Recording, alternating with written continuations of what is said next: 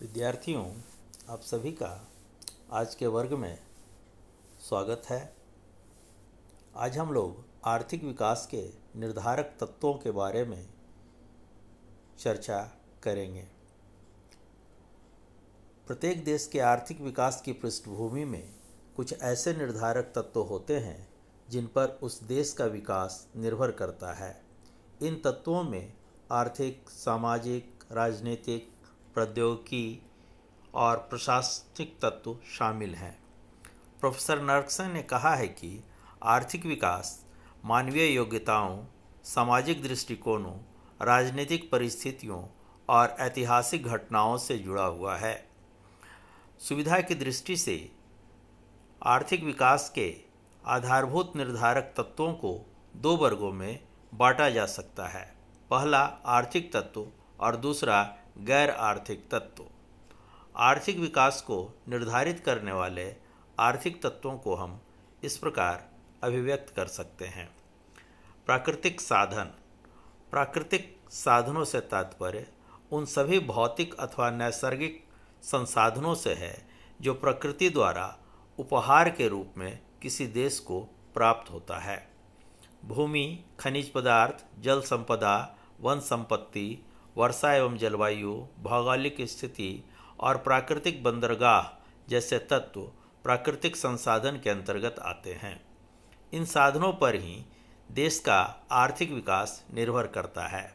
ऐसी मान्यता है कि जिस देश के पास प्राकृतिक साधन जितनी अधिक मात्रा में होती हैं, उस देश का आर्थिक विकास उतनी ही शीघ्रता से और अधिक होता है।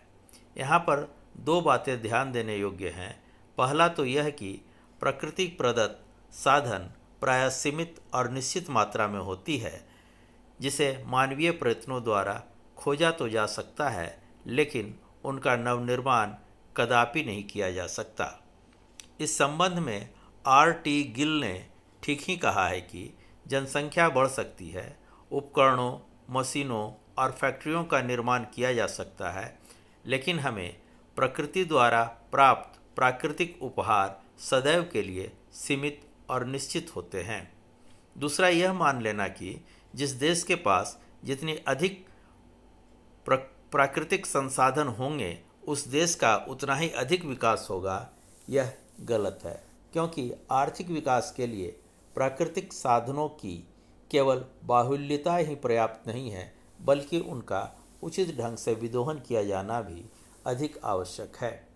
उदाहरण के लिए जापान और स्विट्जरलैंड विश्व के दो ऐसे देश हैं जिनके पास प्राकृतिक साधन कम मात्रा में उपलब्ध हैं, फिर भी वे विश्व के सर्वाधिक विकसित देशों में गिने जाते हैं, जबकि भारत, जो प्राकृतिक साधनों की उपलब्धता के दृष्टिकोण से अत्यंत संपन्न है, फिर भी विकास की दौड़ में अब तक पिछड़ा हुआ है। पूंजी संचय। पूंजी संचय आर्थिक विकास का एक महत्वपूर्ण तत्व है। जब तक देश में पर्याप्त मात्रा में पूंजी और पूंजी का निर्माण नहीं होगा, तब तक आर्थिक विकास के लक्ष्य को पाना कठिन है। इसीलिए प्रोफेसर कुजनेट्स ने कहा है कि पूंजी और पूंजी का संचय आर्थिक विकास की एक अनिवार्य आवश्यकता है। प्रोफेसर नर्कसन ने भी कहा है कि पूंजी निर्माण आर्थिक विकास की एक पूर्व आवश्यकता है। हम सभी जानते हैं कि आर्थिक विकास हेतु भवन, उद्योग, यंत्र एवं उपकरण, बांध, नहर, रेल, सड़क, कच्चा माल और ईंधन आदि की सख्त ज़रूरत होती है। जिस देश के पास ये साधन जितनी अधिक मात्रा में उपलब्ध होंगे, अन्य बातों के सामान्य रहने पर उस देश का उतना ही अधिक विकास होगा। वर्तमान समय में विकसित कहे जाने वाले देशों की अर्थव्यवस्था पर यदि हम दृष्टि डालें तो पाते हैं कि उनके तीव्र विकास का एक प्रमुख कारण तीव्र पूंजी संचय दर है। दूसरी ओर अर्धविकसित देशों में पूंजी निर्माण की धीमी दर के कारण विकास की गति धीमी है या फिर बाधित है। तीसरा, विदेशी पूंजी। विदेशी पूंजी अर्धविकसित देशों के आर्थिक विकास का एक महत्वपूर्ण निर्धारक तत्व है। प्राय सभी अर्धविकसित देशों में प्रति व्यक्ति आय न्यून होने के कारण घरेलू बचत का स्तर काफ़ी निम्न होता है। ऐसे देशों में लोगों का जीवन स्तर काफ़ी नीचा होता है, फलतः बचत करने की क्षमता भी काफ़ी कम होती है, जिससे पर्याप्त मात्रा में पूंजी का संचय नहीं हो पाता है। इसी कमी को दूर करने के लिए विदेशी पूंजी का सहारा लेना पड़ता है। विदेशी पूंजी के आयात से तकनीकी ज्ञान और पूंजीगत यंत्रों एवं उपकरणों की उपलब्धता सुगम हो जाती है।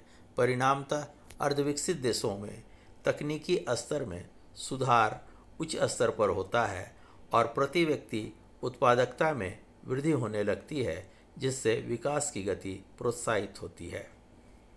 चौथा, तकनीकी प्रगति एवं नवप्रवर्तन। तकनीकी प्रगति और नवप्रवर्तन को यदि आर्थिक विकास का मुख्य इंजन कहा जाए तो कोई अतिशयोक्ति नहीं होगी।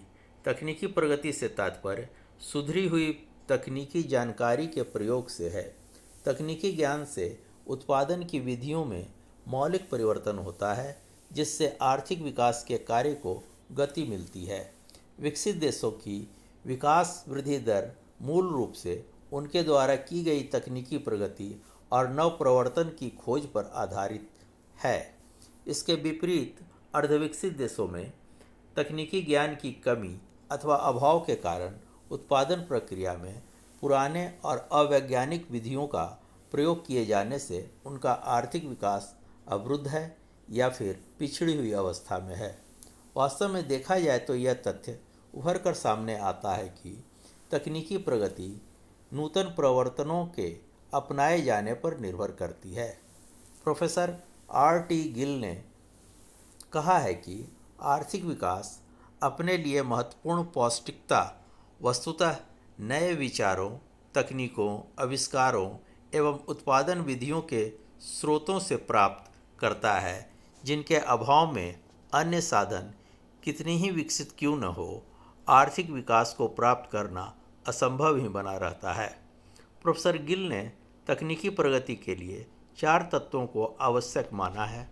पहला, विज्ञान की प्रगति अथवा वैज्ञानिक अभिरुचि। दूसरा, समाज में शिक्षा का उच्च स्तर। तीसरा, नवप्रवर्तनों को व्यवहारिक रूप देना। और चौथा, उद्यमशीलता। पांचवा, उद्यमशीलता। किसी देश के आर्थिक विकास में साहसी वर्ग की भूमिका काफ़ी महत्वपूर्ण होती है। हम जानते हैं कि तकनीकी प्रगति और नवप्रवर्तन का तब तक कोई महत्व नहीं है जब तक उसे व्यवहारिक रूप प्रदान नहीं कर दिया जाए, किंतु प्रौद्योगिक प्रगति को व्यवहारिक रूप देने का काम अर्थव्यवस्था में साहसी वर्ग के द्वारा किया जाता है। साहसी वर्ग का उन्नत प्रौद्योगिकी को व्यवहार में लाने के प्रति संवेदनशीलता, इच्छा शक्ति और उत्पादन के क्षेत्र में उसके प्रयोग करने की सीमा के ऊपर ही विकास की गति निर्भर करती है। इसीलिए प्रोफेसर शुम्पीटर ने नवप्रवर्तनों के रूप में साहसियों को केंद्रीय स्थान देते हुए उन्हें आर्थिक विकास का संचालन शक्ति माना है।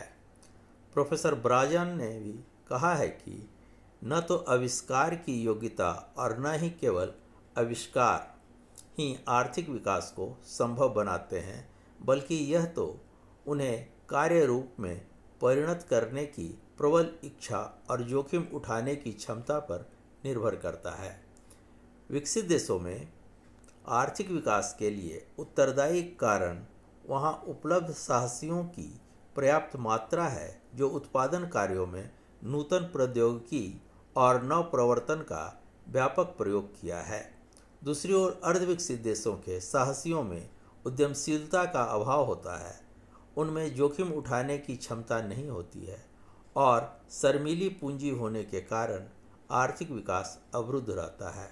वर्तमान समय में अर्धविकसित देशों में सरकार के द्वारा नवप्रवर्तक की भूमिका निभाई जा रही है। मानवीय साधन। मानवीय साधन से तात्पर्य किसी देश में निवास करने वाली जनसंख्या से है। हम जानते हैं कि श्रम उत्पादन का एक महत्वपूर्ण साधन है। वस्तुतः मानवीय श्रम ही वह शक्ति है जिस पर देश का आर्थिक विकास निर्भर करता है। इसमें कोई शक नहीं है कि जनसंख्या वृद्धि आर्थिक विकास की एक पूर्व आवश्यकता है, लेकिन तीव्र गति से बढ़ती जनसंख्या आर्थिक विकास के लिए घातक है। सच तो यह है कि जनसंख्या में वृद्धि तभी तक श्रेष्ठ है जब तक कि उसका प्रति व्यक्ति उत्पादन पर कोई प्रतिकूल प्रभाव न पड़े। अन्य शब्दों में हम यह कह सकते हैं कि आर्थिक विकास पर देश की जनसंख्या और उसका आकार, उसकी वृद्धि दर, उसकी संरचना, उसका विभिन्न व्यवसायों में वितरण, उसकी कार्यक्षमता इत्यादि का काफ़ी गहरा प्रभाव पड़ता है। इसलिए देश में विकास हेतु मानवीय पूंजी का निर्माण आवश्यक है। विकसित देशों के आर्थिक विकास में जनसंख्या और उसके क्रमिक विकास का योगदान जहां महत्वपूर्ण रहा है, वहीं अर्धविकसित देशों के संदर्भ में आर्थिक विकास को बाधित करने में जनसंख्या की भूमिका महत्वपूर्ण रही है।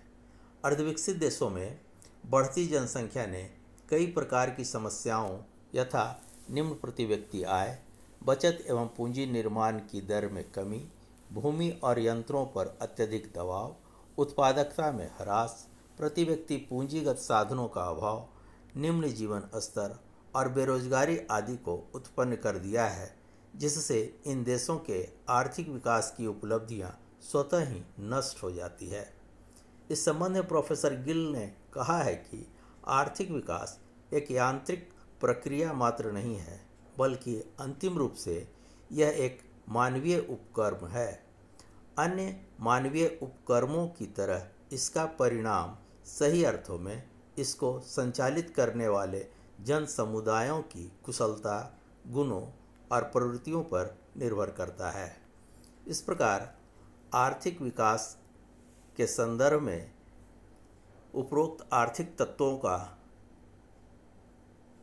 चर्चा विभिन्न अर्थशास्त्रियों द्वारा किया गया है। इन आर्थिक तत्वों से ही किसी देश का आर्थिक विकास निर्धारित होता है। धन्यवाद।